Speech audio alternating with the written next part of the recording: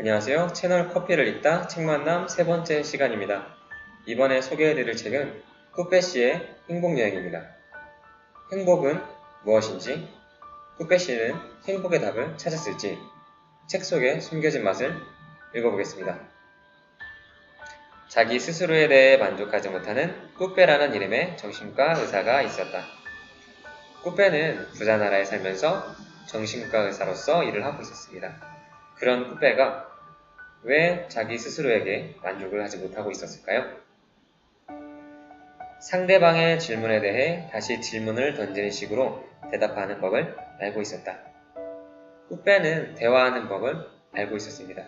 질문에 대해서 다시 질문을 하는 방법이었죠. 직업적인 기술가약, 심리요법, 사람들을 향한 진정한 관심이라는 그만의 비결은 꾸빼를 능력있는 정신과 의사로 만들기에 충분했다. 꾸빼에게는 직업적인 기술과 가장 중요한 사람들에 대한 진심이 있었습니다.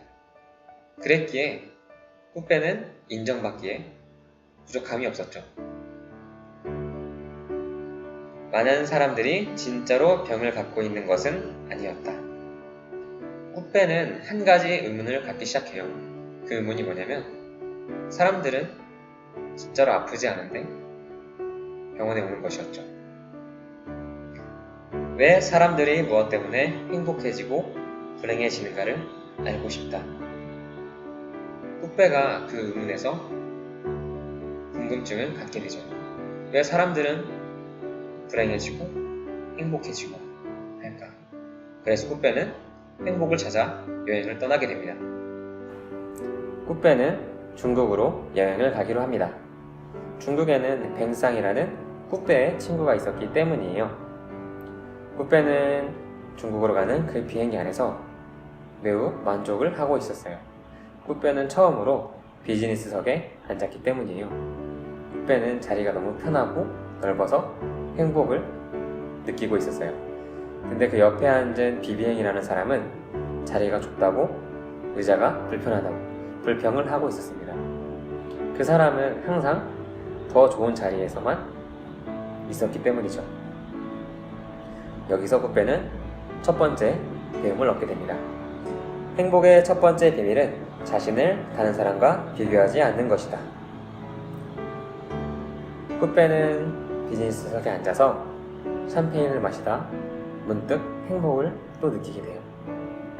꾸빼는 두 번째 배움을 얻게 됩니다. 행복은 때때로 뜻밖의 찾아온다. 꾸빼는 중국에서 뱅상이라는 친구를 만나게 됩니다. 뱅상이라는 친구는 은행에서 기업과 기업의 합병을 담당하는 일을 하고 있었습니다. 이 뱅상이라는 친구에게는 한 가지 목표가 있었습니다. 300만 달러를 벌어서 그 뒤에는 일을 하지 않는 것이었죠. 꾸빼는 여기에서 두 가지 배움을 얻게 됩니다. 많은 사람들은 자신의 행복이 오직 미래에만 있다고 생각한다. 꾸빼는 기업과 기업이 합병하는 것을 보고 많은 사람들은 더 큰 부자가 되고 더 중요한 사람이 되는 것이 행복이라고 생각한다. 라는 배움을 얻게 됩니다. 꾸빼의 친구인 뱅상은 꾸빼에게 중국을 알아야만 한다며 어디론가 들어갑니다. 그곳에는 아름다운 중국 여성분들과 술이 있는 바였습니다. 그곳에서 꾸빼는 잉이라는 아름다운 여성분을 만나게 됩니다. 꾸빼는 그분과 마음이 통함을 느꼈고 결국에는 하룻밤까지 보내게 됩니다. 하지만 꾸빼에게는 여자친구가 있었어요. 꾸빼는 죄책감에 시달리게 되고 불행함을 느꼈습니다. 하지만 꾸빼는 이 가운데에서도 나에게 무언가 배울 것이 있지 않을까 라는 생각을 하게 됩니다. 이 불행의 존재 역시 행복에 대해 무언가를 배울 수 있게 해줄 것이라는 목소리가 들려왔다. 꾸빼는 정신과 의사이기에 그런 불행에서 빠져나오는 법을 알고 있었죠. 두려움과 내면의 문제는 직접 대면하지 않으면 결코 사라지지 않는다는 것이었다. 하지만 꾸빼는 죄책감과 불행감에서 헤어나올 수 없었습니다. 그래서 꾸빼는 그런 마음으로 이리저리 답을 찾아 헤매게 됩니다. 그렇게 꾸빼는 우연히 한 사원을 마주하게 돼요. 그런데 그날은 사원을 개방하지 않는 날이었어요. 꾸빼는 자기 사정을 이야기했고 다행히 노승께서 꾸빼를 만나주십니다. 꾸빼는 그 노승께 자기의 배움과 여행의 목적을 말씀드렸고 그 노승께서 한 가지 배움을 더 주십니다. 행복을 목표로 여기는 것은 잘못된 생각이다. 꾸빼는 그 배움을 배우고 다시 뱅상을 만나기 위해서 카페에서 기다리게 돼요. 꾸빼는 창문 밖에서 돗자리를 펴고 이야기를 하고 있는 중국 여성들을 보게 됩니다. 근데 그 여성들은 굉장히 행복해 보였어요. 그것을 보고 꾸빼는 그분들께 배움을 얻기 위해 이야기를 하게 됩니다. 그분들은 한 가지 답을 줍니다. 행복은 좋아하는 사람과 함께 있는 것이다. 꾸빼의 다음 여행지는 가난한 나라였습니다. 그 나라에는 꾸빼의 친구인 장미셸이라는 사람이 있었죠. 그 친구는 그 나라에서 무료 진료소를 운영하고 있었습니다. 그 친구는 자기가 하는 일에 굉장한 자부심을 느끼고 있었죠. 여기서의 내 모든 나날들은 의미가 있어 라고 장미셸이라는 친구는 이야기합니다. 꾸빼는 그 가난한 나라에서 죽을 수도 있는 그런 위험한 사건을 겪게 됩니다. 꾸빼가 그 사건의 당사자가 되는 것이었죠.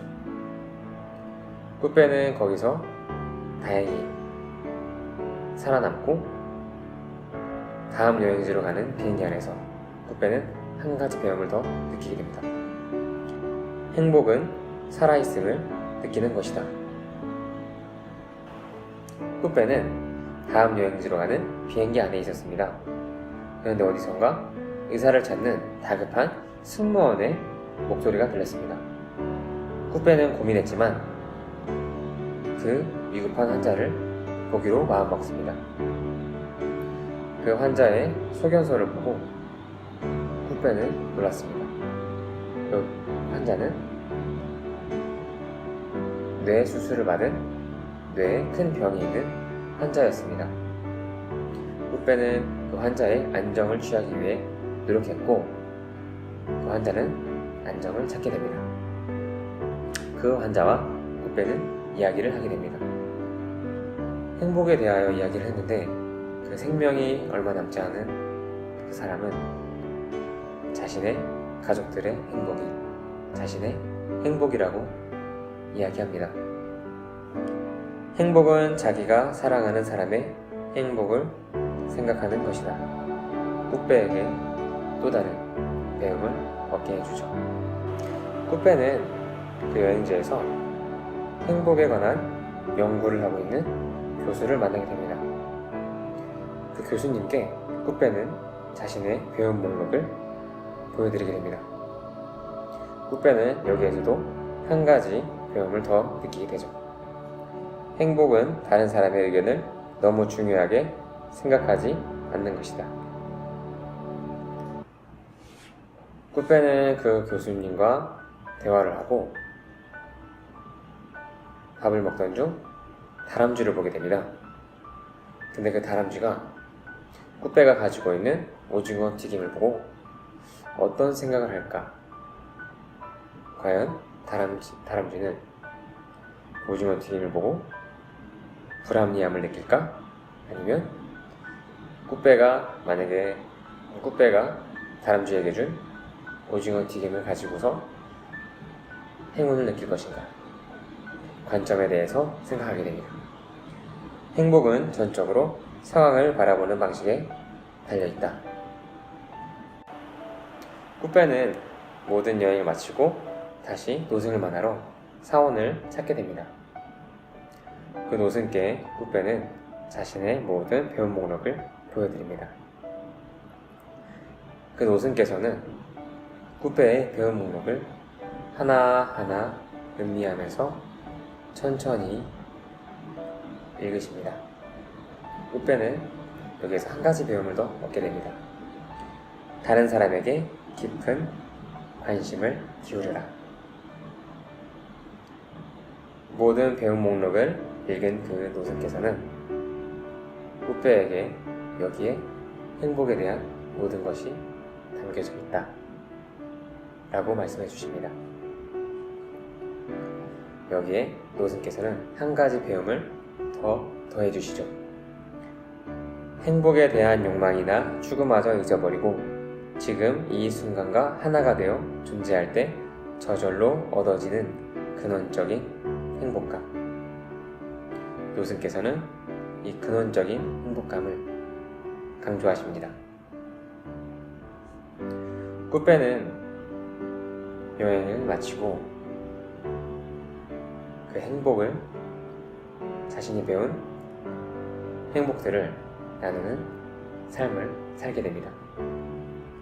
이 특별한 여행에서 발견한 배움들을 자신을 찾아오는 사람들에게 나눠주는 것이 그의 삶이 되었다. 행복은 무엇일까요? 우리는 행복한 삶을 살고 있나요? 아니면 불행한 삶을 살고 있나요? 행복과 불행은 간단하게